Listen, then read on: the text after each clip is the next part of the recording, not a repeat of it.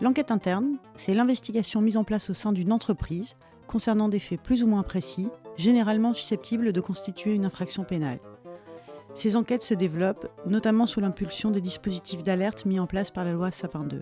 Alors à quel moment et pourquoi déclencher une enquête interne ? Ce qui déclenche toujours l'enquête interne, c'est le fait répréhensible qui a eu lieu au sein de l'entreprise ou le manquement au code éthique du groupe ou de l'entreprise. C'est ça vraiment qui est le déclencheur de l'enquête interne.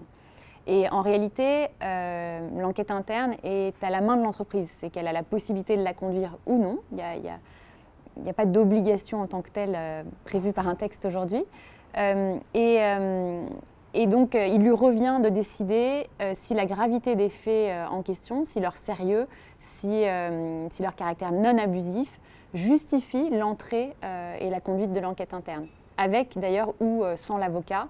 Mais en tous les cas, c'est vraiment une décision qui revient à l'entreprise. Quand l'enquête interne est ouverte parce qu'il y a eu une alerte ou un signalement ou une rumeur, le moment où cette rumeur existe déterminera le moment d'ouverture.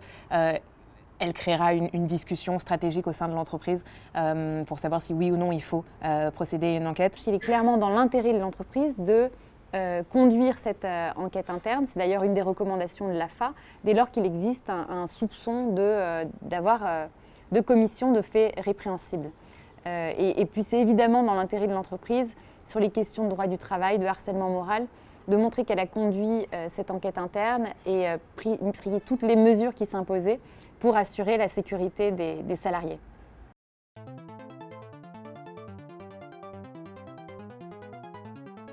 Alors l'avocat, il a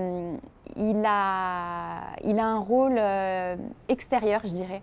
C'est la possibilité pour l'entreprise d'externaliser l'enquête et les interrogations qu'il a sur les faits, de manière, à ne pas se voir reprocher une forme de subjectivité, mais aussi, comme on est tenu par un certain nombre de principes de loyauté, de prudence, cette enquête va être conduite avec ces principes-là qui vont guider l'enquête.